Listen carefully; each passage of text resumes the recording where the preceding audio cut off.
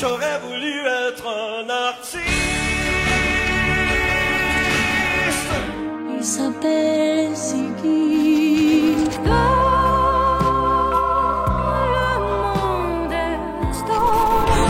Quand on arrive en ville, tout le monde change de feu On danse les uns avec les autres. métro, boulot, dodo. Des hymnes engagés, aux paroles quasi prophétiques, On prend le même métro vers les mêmes banlieues. qui sonnent encore si juste en 2022. L'Occident doit fermer ses frontières à toute influence étrangère. Récemment est reparti en tournée la nouvelle mouture de Starmania, sous la houlette de notre petit filou de Thomas Joly, non content d'avoir produit une petite cérémonie dont on a déjà parlé. Et figurez-vous que pour vous, on a été voir ce que ça donne. Suivez-nous. Non, en fait, je déconne, on peut rien vous montrer parce que c'était interdit de filmer, mais j'ai ramené ce superbe suite. Voilà, c'est tout ce que j'ai pour vous. Bon, ça va pas nous empêcher d'en parler, puisque la presse adore signaler à quel point c'est culte, à quel point c'est d'actualité, et même à quel point c'était visionnaire. Starmania, qui a été écrit par Michel Berger, Luc Plamondon, a 43 ans. C'est incroyable comment, au niveau du thème, c'est resté actuel. Alors, c'est ça qu'on va questionner aujourd'hui, autant pour les anciens qui en connaissent tous les tubes par cœur, parfois sans se souvenir que ça vient de là, que pour les petits nouveaux qui, sans doute, se rendent pas, mais alors vraiment pas compte de la dinguerie qu'est Starmania. En 2022, elle a évidemment de grands échos, que ce soit la question écologique, la manipulation par les médias, du politique, du terrorisme, des réseaux sociaux, de la volonté d'être une star.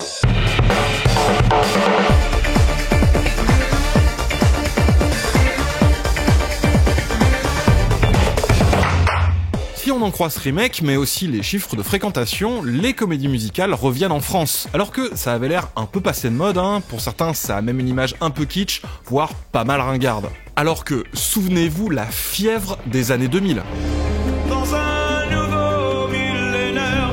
Fièvre relancée justement par Notre-Dame de Paris en 98, phénomène auquel il était absolument impossible d'échapper à l'époque et qu'on devait à un certain Luc Plamondon, celui-là même à qui on devait, avec son complice Michel Berger, le phénomène Starmania 2 décennies plus tôt. À ce moment-là, c'était vraiment des succès populaires non seulement en salle, mais aussi des usines à tubes pour l'industrie musicale. Et une chose intéressante à noter, c'est que la très grande majorité de ces énormes succès n'étaient pas des adaptations de célèbres comédies américaines, mais des trucs très franco-français. Et Cindy 2000, avec L'âme, version de Cendrillon en comédie musicale, assez catastrophique, de Luc Plamondon. Voilà. J'ai vu d'autres trucs, j'ai vu qu'ils avaient fait un Rabbi Jacob en comédie musicale avec Patrick Timsit. Mais voilà, enfin il y a eu aussi plein de dingueries qui sont pas restées quoi. Et oui, en France, ça va et ça vient, car à l'exception de quelques autres pays qui en ont de grosses traditions solides, la comédie musicale c'est surtout un délire d'Américains du Nord. Et je dis bien Américains du Nord, puisqu'en plus des ricains, on a aussi beaucoup ça chez nos amis du Canada, d'où le fait que les musicales francophones sont souvent produites avec nos amis du Québec, tradition que perpétue cette nouvelle version de Starmania. De base, c'est bien sûr associé à New York et plus précisément à Broadway, vivier du grand spectacle vivant qui a permis de développer ce mélange de danse, de chant et de théâtre dialogué. Un joyeux bordel qui va bientôt devenir un genre à part entière, hyper codifié et être popularisé par le cinéma hollywoodien. Alors, cependant, faut quand même pas oublier un truc, c'est que le musical, le cabaret, tout ça, hein, c'est Paris mes petits chéris. Donc c'est comme la Statue de la Liberté, c'est cadeau, mais on n'oublie pas d'où ça vient. Et y compris au cinéma, parce qu'il faudrait pas oublier les grands noms qui ont ramené la coupe à la maison dans les années 60, comme rien moins que monsieur Jacques Demy. Bon, ceci dit, le cinéma c'est bien beau, mais la comédie musicale de base, c'est un spectacle sur scène. Et là, la première qui va rencontrer un succès mondial, c'est R. Et pour des raisons assez intéressantes, vous allez voir, parce qu'on est en 68. R, comme son nom l'indique un peu, en fait, c'est un produit de la contre-culture de ces années-là. Ça parle des hippies, de la révolution sexuelle, des mouvements anti-impérialistes, de la guerre du Vietnam, tout ça. Et ça en vient vraiment, c'est-à-dire que ça naît hors du circuit traditionnel, dans une cave à la con, et ça vient juste dynamiter Broadway, comme le reste de ces mouvements culturels vont le faire partout. Et c'est ça le truc, c'est que ces mouvements culturels-là, ils touchent alors le monde entier. Du coup, R aussi, y compris en France. Lorsque, par-delà l'Atlantique ou la Manche, sont parvenus des États-Unis ou de la Grande-Bretagne, les échos du succès de la comédie musicale R, bien peu pensaient qu'elle pourrait retrouver la même faveur en France. La comédie musicale était déjà en elle-même un genre suffisamment dépassé, délaissé même dirons-nous, pour que, par surcroît, on ne prête guère de crédit à celle-ci dont on savait pour le moins qu'elle était révolutionnaire, voire même osée. Énorme succès avec Julien Clerc et Gérard Lenormand, et accrochez-vous bien parce que l'origin story est folle. Hier soir, vous m'avez fait une grande théorie là-dessus, en me disant que c'était plus que du théâtre, qu'il y avait un message dans l'air. Je voudrais bien que vous me le confirmiez. Il a tout d'abord dit qu'il y avait surtout que c'était une grande fête, avant de parler du message.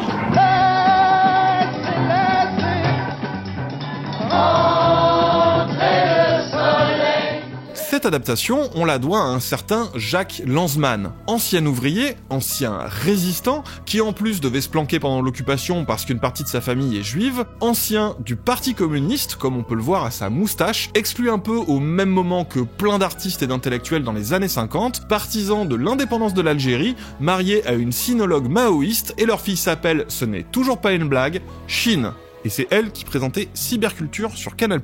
Et ce gars, c'est accessoirement le frangin du fameux producteur Claude Lanzmann, mais aussi le pote de Dutronc dont il écrivait les chansons. C'est donc lui qui a écrit Il est 5h, Paris s'éveille. Et qui a donc ramené les bonnes grosses comédies musicales avec R. Donc les comédies musicales, truc de gauchiste en France. C'est toi le love de my heart, love de my heart.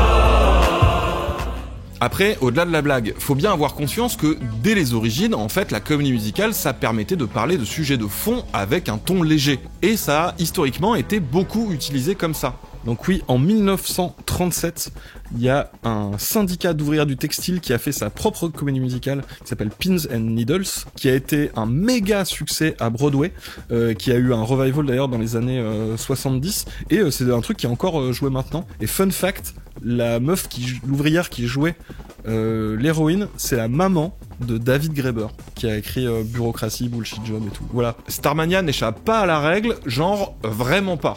Ce spectacle arrive 10 ans plus tard, à la toute fin des années 70, à un moment où il y a un vrai phénomène autour de, cette fois, de pure création originale francophone. Dites-vous bien que la même année, on a Émilie Joly. Et pour vous dire comment c'était les Avengers, Émilie Joly, le cast original, c'était Julien Clerc, de R donc, Françoise Hardy, Sylvie Vartan, Robert Charlebois, Souchon et Woolsey, Henri Salvador, Louis Chédid, oui le papa de M, et alors là je suis désolé mais quand même, le loup c'est Eddie Mitchell et le hérisson c'est Georges Brassens. Starmania c'est pas dégueu non plus parce que mine de rien on y retrouve Balavoine, Fabienne Thibault et France Gall, ainsi que comme on l'a dit, Luc Plamondon et Michel Berger. Faut quand même se rendre compte à quel point Michel, comme compositeur ou comme parolier, il dominait le game. Seb Lafrite, si tu m'écoutes, s'il te plaît, fais Michel Berger. D'où le fait que, et j'espère que tout le monde en a bien conscience, Starmania est un pilier absolument légendaire de la pop culture française. Il y a un nombre de chansons qui sont devenues des classiques, qui ont été reprises à l'infini, à tel point que les gens connaissent sans savoir, sans que ça vienne de ce spectacle. Alors ce remake, est-ce que c'est encore le coup de la nostalgie habituelle, ou c'est un peu plus que ça?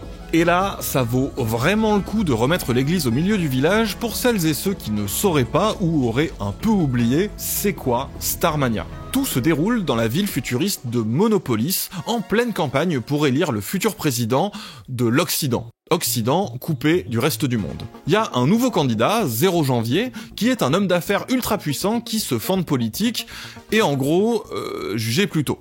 Oh là là, je peux pas manquer ça, ça vaut la peine que je m'assoie. Ça va barder là. Pour payer la nouvelle vague terroriste, nous prendrons des mesures extrémistes. Mais ne craignez-vous pas que votre politique ne mène directement à la dictature? Nous imposerons le retour à l'ordre si on ne peut pas vivre dans la concorde. Parlez-vous d'instaurer un état policier? Nous mettrons la capitale sous la loi martiale. Vous n'allez pas vous contenter de nous chanter votre slogan. Quand nous aurons vidé le fond des mers, nous serons prêts à vivre ailleurs que sur terre. Quelles sont les priorités de votre gouvernement? Cessons de le ruiner pour le tiers-monde. Mais que comptez-vous faire contre la pauvreté? Je suis pour l'Occident l'homme de la dernière chance. Moi je connais parce qu'on avait fait le spectacle au foyer rural centre social de Saint-Léonard-de-Noblat de fin d'année. Je sais pas si j'ai des photos. Et je jouais 0 janvier. Le gros fasciste de merde. Donc c'est un capitaliste facho ultralibéral énervé, turbo-sécuritaire et productiviste face à un écolo. Oui, et moi aussi j'avais complètement oublié que ce perso existait, mais si, et en même temps il s'appelle le gourou marabout, donc rien qu'au nom, on sent bien que c'est le Starmania d'origine. Tout bien que tu détiens est un souci qui te retient. Pendant ce temps, il y a une bande de banlieusards désœuvrés qui foutent la merde, dont le leader s'appelle Johnny Roquefort. Oui, parce que Johnny, c'est un rocker, il rock fort. Vous voyez ce que je veux dire sur les noms. Sadia, une fille à papa, enfin, bon, son genre on en reparlera plus loin, une fille à papa donc en dissidence qui se la joue révolutionnaire, va les transformer en groupe armé violent, les Étoiles Noires. Ils enlèvent une présentatrice star de l'émission éponyme Starmania, Crystal, et avec Johnny, ils vont tomber amoureux, ce qui va provoquer la trahison de Sadia qui retourne servir sa classe. Ou alors c'était un agent double de 0 janvier depuis le début, c'est pas très clair, depuis 79, et malgré les nombreuses réécritures. Parce que 0 janvier, lui, il instrumentalise la terreur surmédiatisée des Étoiles Noires pour se faire élire sur un discours de retour à l'ordre. Le tout en mettant en avant son couple avec Stella Spotlight, une gigastar du cinéma. Tout ça est narré par Marie-Jeanne, la serveuse du Underground Café, où traînent les Étoiles Noires, et qui observe ça depuis l'extérieur. Unique personnage ne cherchant pas les lumières du Star System, contrairement à son seul pote Ziggy. Vous connaissez, elle est folle de lui, mais c'est un garçon pas comme les autres, il aime les hommes, c'est pas de sa faute. Donc je résume, cette comédie musicale culte du patrimoine pop français, c'est de la SF. Et puis, pas qu'un peu, on a vraiment tout le bingo. Une dystopie fascisante ultra-capitaliste, la destruction de la nature, une mégalopole tentaculaire avec des bandes de loupards vénères sur des autoroutes. Starmania, c'est le Akira français. Sauf qu'en fait, c'est 3 ans avant, donc c'est Akira qui est le Starmania japonais, c'est pas moi qui fais les règles. Tout comme on est 6 ans avant Neuromancer, le roman fondateur du cyberpunk, et 4 ans avant Blade Runner. Même si je suis d'accord, il n'y a pas trop l'aspect cybernétique, c'est vraiment la télé qui est au centre, et le milliardaire c'est un mania de l'immobilier et pas de la tech. Mais toute l'esthétique et les thèmes, on est en plein dedans. C'est du proto-cyberpunk sans le cyber, quoi. Et donc, ça suit une bande de banlieusards devenus révolutionnaires qui s'opposent à un homme d'affaires d'extrême droite qui utilise ses moyens financiers et les médias pour prendre le pouvoir, en instrumentalisant le thème de l'insécurité et du terrorisme, et en voulant fermer les frontières de l'Occident. Puis alors, personne à l'époque, ni même maintenant, peut vraiment passer à côté. C'est tellement pas subtil que le nom du club de 0 janvier s'appelle le Naziland. Il y a une chanson dessus. Et c'est vrai que revoir ça maintenant, c'est assez ouf. Et ça fait que Starmania mérite amplement d'être sorti de ses vieux bacs dans la décennie 2020. Cependant, faut être honnête, ce que cette version légèrement dépoussiérée nous renvoie aussi à la gueule, c'est à quel point Starmania transpire son époque par tous les pores. Et figurez-vous que par le plus grand des hasards, je me suis retrouvé à débriefer le spectacle avec une autre grande fan, l'écrivaine de SF Katie Stewart, qui se trouve avoir également écrit ce livre, Le futur au pluriel, réparer la science-fiction, et qui a une perspective fort intéressante. Les œuvres et les autoristes de science-fiction n'ont ni la vocation ni le pouvoir de prédire l'avenir. Malgré les dates qui permettent de les situer dans un futur hypothétique, ces histoires ne sont qu'imagination, des spéculations imprégnées du présent, des peurs et des espoirs d'une époque. Thomas Joly lui-même explique avoir eu la charge de transposer le matériau d'origine avec la plus grande fidélité possible. Ainsi, on retrouve le bon vieux bain culturel des années 80 qui donne à cette version un côté rétro-futuriste. L'aspect proto-cyberpunk qu'on a évoqué et plus globalement les motifs futuristes classiques à base d'air atomique et de stations spatiales. Mais aussi ce côté bande motorisée en blouson de cuir qu'on retrouvera dans les mêmes années dans les fictions de violence urbaine à la Carpenter, ainsi que bien sûr dans Mad Max, sorti la même année que Starmania. Pour vous dire comment c'était la méta, Johnny lui-même, le vrai Johnny, a fait un spectacle inspiré de Mad Max 3 ans plus tard, et aussi le film Terminus encore 4 ans plus tard. En fait, quand on remet dans ce contexte, le plus impressionnant, c'est à quel point Starmania était à l'avant-garde de son propre moment culturel. Et quelque part, si tout ça nous paraît tout à fait familier aujourd'hui, c'est pas tant que Starmania était précurseur de notre moment culturel, c'est que notre moment culturel à nous est caractérisé par un télescopage nostalgique et en quelque sorte hanté par ces époques antérieures. Ce qui vaut ici pour la forme, vaut aussi pour le fond. Certes, beaucoup de thèmes résonnent encore aujourd'hui, mais d'autres frappent par leur douce patine 80s. Ces banlieusards qui affolent les médias et les paniques sécuritaires, c'est alors des rockers, des blousons noirs, les loupards que chantait alors Renaud. Avec moi, les timorants, ils prennent vite fait conscience du tragique de la condition humaine. Si tu veux, Comme quoi, des zappages du début du XXe siècle aux banlieusards de maintenant, la médiatisation à outrance et les paniques sécuritaires autour de la violence des bandes de jeunes désœuvrés issus des classes populaires, c'est quelque chose qui a pas attendu qu'on y foute du racisme en pointant du doigt les banlieusards descendants d'immigrés. Mais la version 2023 a choisi de conserver cette figure au charme désuet des loups-bères que chantait Renaud. Quant à leur constitution en groupe révolutionnaire terroriste, il fait écho aux groupes armés d'extrême gauche, phénomène qui renvoie, mais alors là, vraiment aux années 70. Or, depuis la guerre à la terreur, c'est plutôt la menace islamiste qui justifie les politiques ultra-sécuritaires. Ou peut-être que 0 janvier ferait du Darmanin à base d'éco-terroristes, à propos de gens qui bloquent des autoroutes, ce qui, vous le reconnaîtrez, est sur un tout autre registre que la bande à Bader qui avait inspiré les Étoiles Noires. Ou encore, je sais pas, comme l'a fait remarquer Katie Stewart, aujourd'hui, les médias et 0 janvier serait probablement en boucle sur les islamo-gauchistes ou les woke qu'on voit assez peu à ma connaissance semer la terreur à moto avec des barres de fer.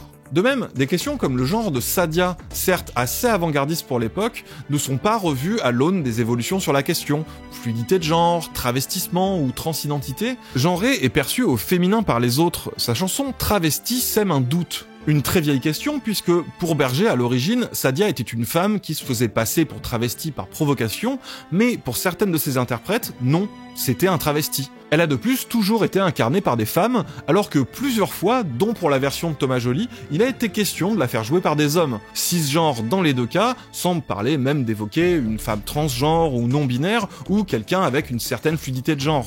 Et puis, tenez, le candidat écolo qui s'oppose à 0 janvier, clairement, c'est fort d'avoir autant mis ça en avant à l'époque. Mais c'est surtout qu'ils avaient senti à quel point ces thématiques commençaient à monter. Ce gourou marabout, il porte aussi beaucoup la vibe hippie et autres dérives sectaires New Age propres à cette époque, alors en train de connaître sa propre starification fort lucrative. En gros, vous voyez bien qu'on est plus sur un Osho que sur un Yannick Jadot. Bon, on pourrait continuer longtemps, mais en gros, le choix qui a été fait, c'est de pas faire une nouvelle version en ajoutant des nouvelles problématiques comme par exemple le racisme ou l'importance des réseaux sociaux. Tout ça pour dire que on peut s'extasier 40 ans après de déjà y voir du Bolloré ou du Trump. Trump qui effectivement était une surprise la première fois, mais ça remonte quand même à bientôt 10 ans. Mais avant ça, nous on avait déjà eu Sarko, et avant encore Berlusconi, et encore avant il y avait eu Reagan. Déjà une star devenue président des USA sur une contre-révolution ultra-conservatrice, juste après la période où Starmania est né. Et en fait, Trump lui-même, puisque c'est dans ces années qu'il va s'imposer comme une figure à la téloche, très vite reprise par la pop culture. Sans vous, je ne suis rien. Mass média, Je suis entre vos mains. mass média. Finalement, si on cherche une version actualisée de cette histoire dont le sujet central est l'intersection entre le star system et l'autoritarisme, eh ben c'est pile le pitch de The Boys. The Boys, dont on va prochainement longuement parler sur la chaîne Bolchegeek. Je suis plus fort, je suis plus malin, je suis meilleur. En l'état, Starmania ne paraît plus tant visionnaire que tristement d'actualité, au sens où on a l'impression de revoir défiler le film qui nous a menés à aujourd'hui. Un film qui a su sentir l'avènement de ces problématiques, produit d'une époque de contestation massive, qui prenait conscience avec un certain désespoir qu'elle avait déjà perdu et qu'elle allait bientôt triompher le futur proche qu'elle dépeignait. Une époque qui nous a laissé des tubes, un très beau spectacle et, il faut l'avouer, une certaine nostalgie qui sonne un peu comme un constat d'échec. Ouais, dans les trucs qui font quand même bizarre aujourd'hui, c'est que genre, 0 janvier, quand il fait son meeting et tout le monde fait 0 janvier, président de l'Occident, et ils font vraiment comme un vrai meeting, genre il arrive parmi les spectateurs, et il arrive comme ça, en plus on dirait Jordan Bardella, il a une espèce de tête de gendre idéal facho, comme ça, et au fur et à mesure, en fait, tous ces trucs, ça part vraiment en full fasciste, quoi. C'est vraiment, au début, c'est un peu businessman, et à la fin, il y a des mecs qui sont des drapeaux, comme ça, avec une espèce de, il a un logo 0 janvier qui fait vraiment, genre, mais 1984 vénère nazi, version nazie, quoi. Et, sauf que toi, t'es là dans la salle, 0 janvier, et tu te dis, tu regardes tes voisins, t'es là, putain, c'était juste après les législatives, en plus, t'es là. Et c'est sûr, il y en a, ils ont voté Bardella, en fait, ici. Et parce que les gens, ils sortent les briquets et tout, il y a vraiment un truc nostalgie. Et vraiment, le meeting de 0 janvier, j'étais là, ouais, cool, qu'est-ce qu'on est en train d'applaudir, là, excusez-moi. Enfin bon, ça fait très très bizarre aujourd'hui, quand même, quoi. Alors, pour finir, le meilleur qu'on puisse tirer de ce chef-d'œuvre, c'est peut-être la volonté de faire à nouveau ce qu'il a fait si brillamment en son temps, de nouvelles œuvres qui savent saisir leur temps et nous accompagner pour le futur. Ce que je peux vous dire, c'est que le désespoir est mobilisateur et que lorsqu'il devient mobilisateur, il est dangereux et que ça entraîne le terrorisme, la bande à Bader et des choses comme ça. Que les jeunes vont finir par virer du mauvais côté parce qu'ils n'auront plus d'autres solutions. Voilà, et je vous remercie de m'avoir laissé parler.